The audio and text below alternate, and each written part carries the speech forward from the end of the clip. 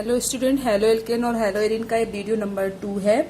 Last video में हम बात कर रहे थे हेलो एल्केन और हेलो एरिन के वर्गीकरण के बारे में, जिसमें हमने देखा था हेलोजन परमाणुओं की संख्या के आधार पर पहले मोनो हेलोजिनेटेड और उसके बाद हमने देखा डाई हेलोजिनेटेड। डाई हेलोजिनेटेड में भी दो हैं, एक आपका जेमिनल है और दूसरा बिसिनल है। जेमिनल यानी कि जिसमें दोनों हेलोजन एटम एक ही कार्बन एटम पर उपस्थित हो, और बिसिनल में हमने बताया था कि जब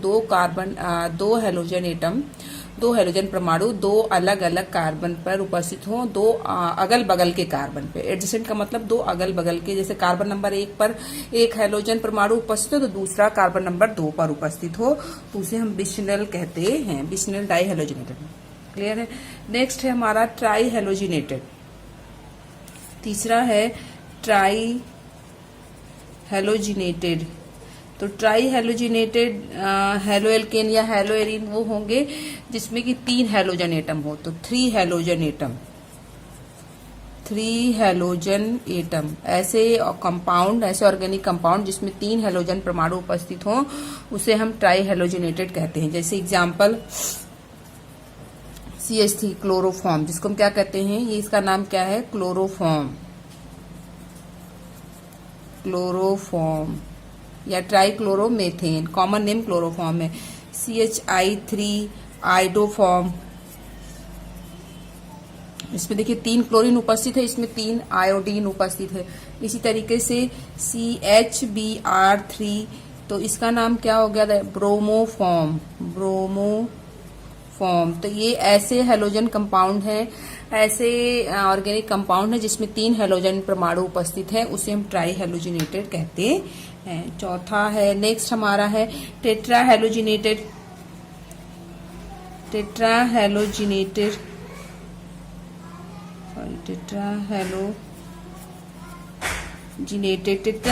का मतलब है जिसमें कि 4 हेलोजन एटम उपस्थित हों।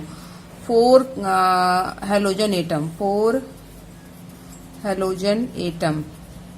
तो ऐसे ऑर्गेनिक कंपाउंड जिसमें 4 हेलोजन परमाणु उपस्थित हों, जैसे एग्जांपल हम देख सकते हैं CCl4, जिसको बोलते हैं कार्बन टेट्राक्लोराइड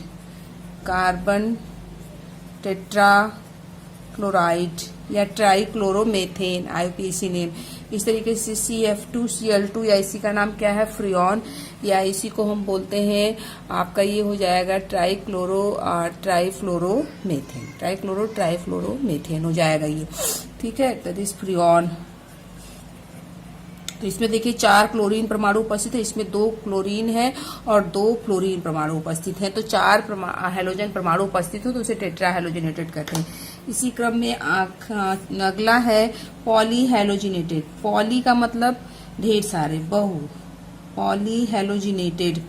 तो जब पॉली हेलोजिनेटेड का मतलब इसमें होता है कि जब कार्बन परमाणु ढेर सारे उपस्थित हो, 4 से ज्यादा कार्बन परमाणु उपस्थित हो, तो मोर देन 4 हेलोजन एटम, 4 से ज्यादा यदि हेलोजन परमाणु उपस्थित हो तो उसे हम क्या बोलते हैं, poly halogenated. More than 4 halogen atom, जब 4 से ज्यादा हेलोजन परमाणु उपस्थित हो तो उसे हम पॉली हेलोजिनेटेड कहते हैं। जैसे एग्जाम्पल है हमारा BHC, इसी को बोलते हैं बेंजीन हेक्सा क्लोराइड। इसका नाम क्या है, benzene hexa chloride. Common name इसका है गमक्सीन। तो इसको हम देखेंगे, कंपाउंड है हमारे सिलेबस में, तो इसको हम देखेंगे इस चैप्टर में। फिलहाल हम बना दें इसका संरचना, बेंजीन हेक्सा क्लोराइड। तो ये हो गया बेंजीन हेक्सा। देखिए इसमें कितने क्लोरीन परमाणु इसमें आप देख रहे हैं, 1 2 3 4 5 6 6 क्लोरीन परमाणु उपस्थित हैं। तो ये हो गया कार्बन परमाणुओं की संख्या के आधार पर हेलो एल्केन और हेलो एरिन का वर्गीकरण। दूसरा क्लासिफिकेशन हम देखें, क्लासिफिकेशन नंबर 2। दूसरा वर्गीकरण किसके आधार पर है, on the basis of type of carbon atom.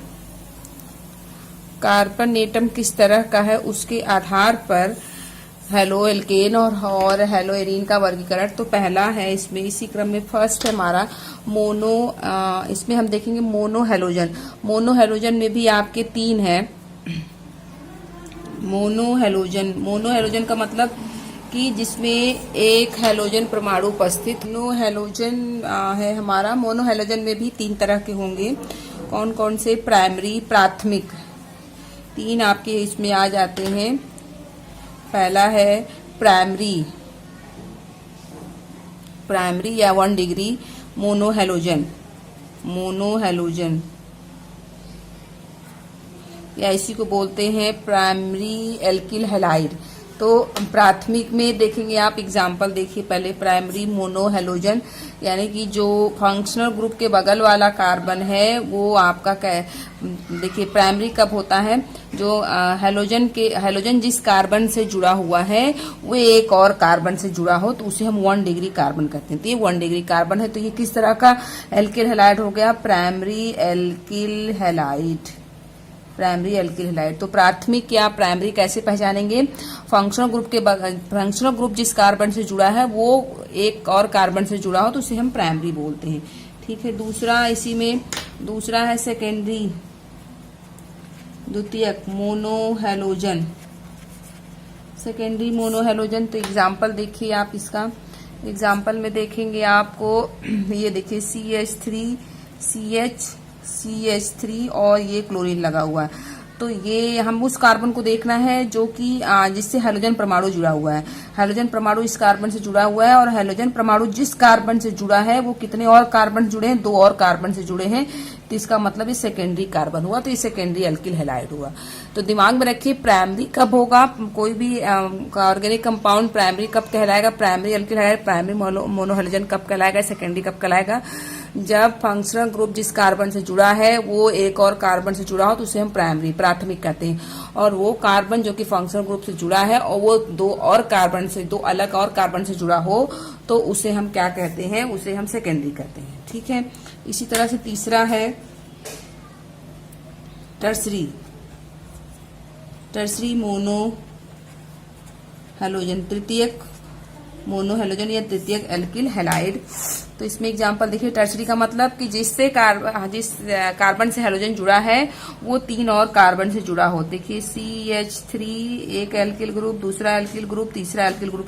तो ये कार्बन परमाणु 3 और कार्बन से जुड़े हुए हैं, 3 एल्किल ग्रुप से जुड़े हैं और इससे एक क्लोरीन जुड़ा हुआ। तो ये वाला जो कार्बन होगा वो टर्सरी होगा। तो ये एल्किल हैलाइड क्या हो जाएगा? टर्सरी एल्किल हैलाइड या टर्सरी मोनोहैलोजन हो जाएगा। तो मतलब मोनोहैलोजन भी 3 तरह के हो गए, प्राइमरी, सेकेंडरी और टर्सरी। प्राइमरी जिसमें हैलोजन का कार्बन एक और कार्बन से जुड़ा हो। सेकेंडरी जिसमें हैलोजन से जुड़ा हुआ कार्बन 2 और कार्बन से जुड़ा हो। टर्सरी जिसमें हैलोजन से जुड़ा हुआ कार्बन 3 और कार्बन से जुड़ा हुआ। ठीक है। तीसरा क्लासिफिकेशन हम देखते हैं। थर्ड क्लासिफिकेशन है on the basis of hybridisation. On the basis of hybridisation of alpha carbon atom. Alpha carbon atom. तो इसका क्या मतलब होता है? कह रहा है क्लासिफिकेशन किसके आधार पर क्लासिफिकेशन हो रहा है? अल्फा कार्बन परमाणु के संकरण के आधार पर। अल्फा कार्बन परमाणु जो होगा उसके संकरण के आधार पर मोनोहैलोएल्केन और हैलोएरीन का वर्गीकरण हमको देखना है। तो देखिए अल्फा कार्बन क्या होता है? सबसे पहले इसमें हम देख लें कि अल्फा कार्बन किसे कहते हैं। अल्फा, बीटा, गामा क्या होता है? तो अल्फा कार्बन क्या होता है? वह carbon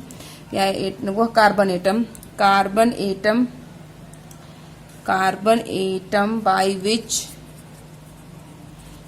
by which functional group attached. तो अल्फा कार्बन वह कार्बन होता है, किसी भी ऑर्गेनिक कंपाउंड में अल्फा कार्बन वह कार्बन होता है जो कि जिससे कि क्रियात्मक समूह जुड़ा हुआ हो, उसे हम अल्फा कार्बन कहते हैं। अल्फा कार्बन जिससे फंक्शनल ग्रुप जुड़ा हो उसे हम अल्फा कार्बन कहते हैं। तो अल्फा कार्बन के संकरण के आधार पर, तो आपको पता है कि ऑर्गेनिक कंपाउंड में जो कार्बन परमाणु का संकरण है वो 3 तरह का हो सकता है, sp3, sp2 और sp हो सकता है। तो इस तरह से क्लासिफिकेशन भी 3 तरह का हो गया। पहला इसमें क्लासिफिकेशन हो गया CsP3x टाइप, मतलब कि ऐसा ऑर्गेनिक ऐसा मोनो हेलो एल्केन या हेलोइरिन या ऐसा ऑर्गेनिक कंपाउंड जिसमें हेलोजन से जुड़ा हुआ कार्बन, जो हेलोजन जिस कार्बन से जुड़ा है उसका संकरण sp3 होना चाहिए। तो इसमें देखेंगे, इसमें पहला है, इसमें फर्स्ट है हेलो एल्केन। देखिए हेलो एल्केन में एग्जाम्पल CH3, CH2 और Cl। तो देखिए अब क्या है, अल्फा कार्बन पहले पहचानिए। फंक्शनल ग्रुप के बगल वाला कार्बन अल्फा, इसके बगल वाला बीटा, इसके बगल होगा गामा, उसके बगल होगा डेल्टा, उसके और भी बगल में होगा तो मोर देन डेल्टा।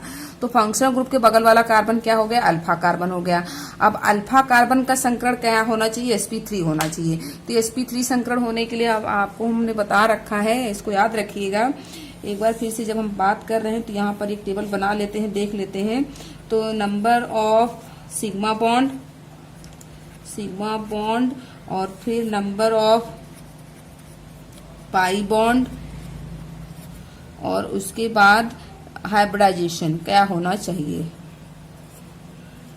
ठीक है, अब आपको पता है कि जो कार्बनिक कंपाउंड है, ऑर्गेनिक कंपाउंड है, जो ऑर्गेनिक कंपाउंड किससे बने हैं, कार्बन से बने हैं। और कार्बन की वैलेंसी 4 होती है, मतलब कार्बन मैक्सिमम 4 बॉन्ड बना सकता है और वो 4 बॉन्ड सिग्मा भी हो सकते हैं, पाई भी हो सकते हैं। यदि वो मैक्सिमम 4 बॉन्ड बना सकता है। यदि चारों बॉन्ड चारों बॉन्ड अगर बना रहा, अब वो चारों बॉन्ड सिग्मा भी हो सकते हैं, उसमें पाई भी हो सकता है।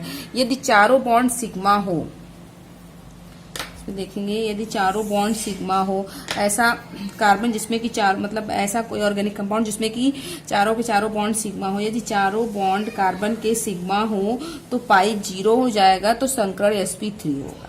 ठीक है, यदि सिग्मा बॉन्ड 3 हो गए तो पाई कितना बच गया, 4 में से 3 घटा दिया 1, तो आपका संकरण sp2 हो गया। इसी तरीके से यदि सिग्मा बॉन्ड 2 हो गया तो पाई 2 हो जाएगा, तो संकरण sp हो जाएगा। ठीक है, अब हमको देखना है कि फंक्शनल ग्रुप के बगल वाला कार्बन जो है वो अल्फा कार्बन है, अल्फा कार्बन का संकरण sp3 होना चाहिए। तो देखिए sp3 है, ये फंक्शनल ग्रुप हो गया, इसके बगल वाला कार्बन ये है। अब देखिए चारों सिग्मा बॉन्ड बना रहे हैं, यदि चारों सिग्मा बॉन्ड बनाएंगे तो sp3 होगा। तो सिग्मा बॉन्ड यानी सिंगल बॉन्ड, सभी सिंगल बॉन्ड जो होते हैं सिग्मा होते हैं। और पाई बॉन्ड का मतलब कब होगा, जब डबल बॉन्ड होगा।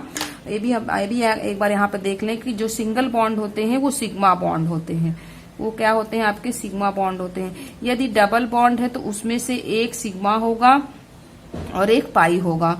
और यदि ट्रिपल बॉन्ड है तो उसमें आप देखेंगे एक सिग्मा होगा और 2 पाई बॉन्ड होते हैं। तो मतलब कि सिग्मा बॉन्ड पाई बॉन्ड होने के लिए डबल या ट्रिपल बॉन्ड होना चाहिए। यदि सिंगल बॉन्ड है तो सभी सिंगल बॉन्ड जो होते हैं वो सिग्मा होते हैं। पाई बॉन्ड तभी होगा जबकि डबल या ट्रिपल बॉन्ड उपस्थित होगा। डबल बॉन्ड होने पर एक सिग्मा एक पाई, ट्रिपल बॉन्ड होने पर 2 पाई और एक सिग्मा, लेकिन सिंगल होने पर सिग्मा बॉन्ड होंगे। और यहाँ पर आप देखिए कहीं पर भी डबल बॉन्ड नहीं दिखाई दे रहा, ना ट्रिपल बॉन्ड दिखाई दे रहा। तो आप अगर नहीं भी गिन पा रहे तब भी आप इतना तो देख सकते हैं कि डबल या ट्रिपल बॉन्ड है। यदि डबल ट्रिपल बॉन्ड नहीं है, सिग्मा बॉन्ड है, तो इसका मतलब कि चारों बॉन्ड सिग्मा ही है और संकरण क्या होगा, sp3। तो इस कार्बन का संकरण क्या हो गया, sp3 हो गया। ठीक है, इस तरीके से और देखते हैं इसमें। और तो ये हो गया एक पहला क्लासिफिकेशन। दूसरा क्लासिफिकेशन इसी में हम देखेंगे। दूसरा क्लासिफिकेशन है जैसे बेंजाइल हैलाइड या बेंजाइलिक हैलाइड। बेंजाइल हैलाइड में देखिए एग्जाम्पल देखते हैं। बेंजाइल हैलाइड, तो यहाँ पर आप देखिए ये रिंग बन गया और इससे जुड़ा हुआ CH2Cl। तो ये एरोमेटिक मतलब ये हेलोएरिन नहीं है, ये आपका मोनोहेलो एल्केन ही है, क्योंकि बेंजीन से सीधे क्लोरीन नहीं जुड़ा हुआ बल्कि एक एल्किल ग्रुप के साथ जुड़ा हुआ। अब इस कार्बन का जो संकरण होगा वो sp3 होता है। ठीक है, तो इसका नाम हो गया बेंजील हेलोजन या बेंजील जो है आप इसको कह सकते हैं बेंजील हैलाइड। ये हो गया बेंजील हैलाइड। ठीक है, इसी क्रम में तीसरा है आपका देखेंगे एलाइलिक हैलाइड। तो एलाइलिक हैलाइड कब होगा, तो एग्जाम्पल से देखिए। एलाइलिक हैलाइड होने के लिए क्या होना चाहिए, CH3 CH double bond CH CH2 Br, ये हमने एग्जाम्पल ले लिया। अब फंक्शनल ग्रुप जिस कार्बन से जुड़ा है वो उसका संकरण sp3 होगा, और फंक्शनल ग्रुप जिस कार्बन से जुड़ा उसके बगल वाले कार्बन पर डबल बॉन्ड हो तो एलाइलिक होगा। तो एलाइलिक कंडीशन कब होगी, एलाइलिक हैलाइड कब होगा, जब फंक्शनल ग्रुप जिस कार्बन से जुड़ा है उसके बगल वाला कार्बन डबल बॉन्ड से जुड़ा हो तो उसे एलाइलिक बोलते हैं, और फंक्शनल ग्रुप जिस कार्बन से जुड़ा है वही डबल बॉन्ड से जुड़ा हो तो बिनाइलिक होगा। तो ये वाली कंडीशन, ये कौन सा हैलाइड है, एलाइलिक है, क्योंकि फंक्शनल ग्रुप जिस कार्बन से जुड़ा है उसके बगल वाला कार्बन जो है उस पर डबल बॉन्ड है। ठीक है, तो ये आपका एलाइलिक हो जाएगा। नेक्स्ट दूसरा हम टाइप देखते हैं, इसमें दूसरा क्लासिफिकेशन CsP2X टाइप के आधार पे, मतलब कि अब ऐसा होना चाहिए कि फंक्शनल ग्रुप से बगल, फंक्शनल ग्रुप जिस कार्बन से जुड़ा है उस कार्बन का संकरण क्या होना चाहिए, sp2 होना चाहिए। ठीक है, तो इसमें है आपका बिनाइलिक, ये मैं बिनाइलिक की बात कर रही थी, बिनाइलिक हैलाइड। तो बिनाइलिक हैलाइड का एग्जाम्पल देखेंगे। बिनाइलिक वर्ड कब यूज करते हैं, देखिए CH3CH डबल बॉन्ड CHBr। तो यहाँ पर आप देखेंगे कि फंक्शनल ग्रुप जिस कार्बन से जुड़ा, सबसे पहले तो sp2 संकरण देखें। फंक्शनल ग्रुप जिस कार्बन से जुड़ा उसका संकरण sp2 है, क्यों, क्योंकि यहाँ पर एक सिग्मा है, एक पाई बॉन्ड, ये डबल बॉन्ड दिख रहा है, इसका मतलब एक पाई बॉन्ड है, और 1 2 3 3 सिग्मा और एक पाई है, यानी इस कार्बन का संकरण sp2 हो गया। और बिनाइलिक क्यों है, क्योंकि फंक्शनल ग्रुप जिस कार्बन से जुड़ा वो स्वयं डबल बॉन्ड से जुड़ा हुआ है। देखिए दो चीजें हैं, एक तो sp2 संकरण है क्योंकि जो है बेंजीन फंक्शनल ग्रुप जिस कार्बन से जुड़ा है उसका संकरण sp2। बिनाइलिक है क्योंकि जिस कार्बन से जुड़ा है वो डबल बॉन्ड से जुड़ा हो तो बिनाइलिक हो गया। ठीक है, इसी में आ जाएगा आपका हेलोएरीन, इसी में आ जाएगा हेलोएरीन। हेलोएरीन में आप देखेंगे एग्जाम्पल देखिए, जैसे ये है आपका क्लोरोबेंजीन हमने बना लिया। तो देखिए जैसे हमने क्लोरोबेंजीन बनाया, ये हमारा क्लोरोबेंजीन हो गया। तो इस कार्बन को देखें तो इस कार्बन का संकरण sp2, क्योंकि देखिए एक पाई है और 1 2 3 सिग्मा, 3 सिग्मा 1 पाई, इसलिए संकरण sp2। तो ये हो गया ऐसा मतलब ऐसा हेलोजन कंपाउंड जिसमें कि अल्फा कार्बन जो है वो sp2 संकरण वाला है। ठीक है, तो ये हो गया। अब तक हमने किसके बारे में डिस्कस किया, क्लासिफिकेशन। अगला टॉपिक है नॉमेनक्लेचर। नेक्स्ट टॉपिक है nomenclature, nomenclature of haloalkane and haloarine। IUPAC नामकरण जो है हेलोएल्केन और हेलोएरीन का, तो इसके लिए IUPAC रूल हम ऑलरेडी पहले बताए हैं और फिर से बता दे रहे हैं। IUPAC रूल जो है IUPAC नॉमेनक्लेचर के लिए हेलोएल्केन का देखिए, halo plus alkane, halo plus alkane बराबर हेलोएल्केन। तो इसमें देखेंगे जैसे एग्जाम्पल ले लिया हमने, लिया जैसे CH3CH2Br, इसका नॉमेनक्लेचर करना है। तो देखिए पीछे क्या आना चाहिए, बता रखा है हमने नॉमेनक्लेचर, आपको पता है कि 5 खंडों में बटा होता है। शब्द मूल है, उसके बाद प्राइमरी सफिक्स है, सेकेंडरी सफिक्स है, फिर प्राइमरी प्रीफिक्स है, सेकेंडरी प्रीफिक्स है। 5 चीजों से मिलकर बना होता है, मतलब 3 चीजें स्पेशली इसमें है, एक शब्द मूल है, एक अनुलग्न है, दूसरा पूर्वलग्न है। शब्द मूल के पीछे वाला अनुलग्न, आगे वाला पूर्वलग्न। तो शब्द मूल कार्बन 2 है, कार्बन नंबर 1 2 2 कार्बन है, इसका मतलब क्या हो गया एथ, और कहीं डबल या ट्रिपल बॉन्ड नहीं है तो यानी एन, सिंगल बॉन्ड है तो एन लगेगा, तो यहाँ पर एन लगा दिया। अब ये जो ब्रोमीन है ये प्रीफिक्स की तरह आगे यूज होता है, पीछे की तरफ नहीं, तो यहाँ पर क्या हो जाएगा ब्रोमो एथेन, इसका नाम क्या हो गया ब्रोमो एथेन। इसी तरीके से यदि हम इसको ले लें, क्लोरीन ये लगा हुआ है तो इसका नाम क्या हो जाएगा क्लोरो हो गया, और ये बेंजीन है तो इसका नाम हो गया क्लोरोबेंजीन, इसका नाम क्या हो जाएगा क्लोरोबेंजीन। इसी तरीके से आप जो है किसी भी कंपाउंड का, किसी भी हेलोएल्केन कंपाउंड का नॉमेनक्लेचर कर, जैसे CH3 CH double bond CH CH2 Br, ये हो गया। अब इधर से नंबरिंग करते हैं 1 2 3 4, तो क्या हो गया देखिए 4 का मतलब हो गया ब्यूट हो गया, कार्बन नंबर 2 पर इन लगा हुआ तो ब्यूट 2 इन, और आगे 1 कार्बन पर ब्रोमो, 1 ब्रोमो ब्यूट 2 इन। इस तरीके से इसका नॉमेनक्लेचर कर लेंगे। जैसे और कोई कंपाउंड हमने ले लिया, ये यहाँ पे लगा दिया, ब्रोमीन हो गया, ये हो गया OH हो गया। अब इसका नॉमेनक्लेचर करना है तो क्या हो जाएगा, तो ये क्या हो गया, फिनॉल हो गया। जैसे 1 2, इधर से 1 2 3 4 5 6, तो 2 ब्रोमो फिनॉल, क्या नाम हो गया इसका, 2 ब्रोमो फिनॉल। तो इस तरीके से इसका नॉमेनक्लेचर कर लेंगे। ठीक है, इसका नामकरण इस तरीके से आप इससे प्रैक्टिस करेंगे। क्लास 11 से नॉमेनक्लेचर, क्लास 11 क्या 10 से नॉमेनक्लेचर पढ़ते आ रहे, तो मुझे नहीं लगता कि यहाँ पे बहुत डिटेल में बताने की आवश्यकता है, तो नॉमेनक्लेचर आप कर लेंगे। ठीक है, नेक्स्ट है हमारा प्रिपरेशन ऑफ, नेक्स्ट टॉपिक है प्रिपरेशन ऑफ हेलो एल्केन। अब हम हेलो एल्केन बनाना सीखेंगे कि हेलो एल्केन कैसे बनाया जाता है। तो नेक्स्ट टॉपिक है मेथड्स ऑफ प्रिपरेशन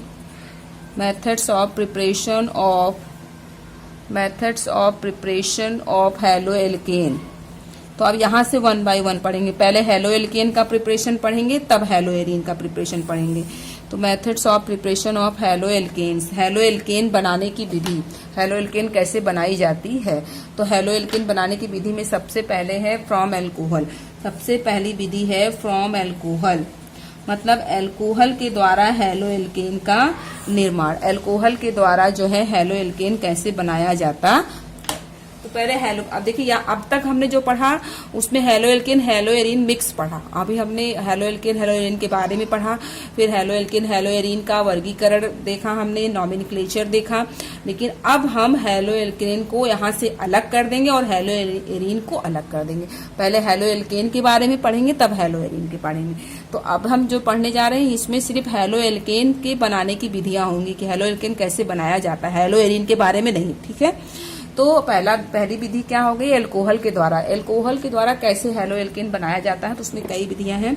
तो सबसे पहले जो पहला मेथड है, फर्स्ट जो है बाय एक्शन ऑफ, पहली जो विधि है, पहला method by action of halogen acid, by action of halogen acids on alcohol, मतलब हैलोजन अम्लों की एल्कोहल से अभिक्रिया द्वारा।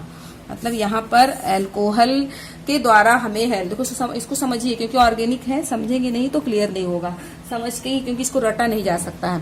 हेलो एल्केन बनाना है किसके द्वारा, एल्कोहल के द्वारा। रिएक्टेंट होगा, प्रोडक्ट होगा।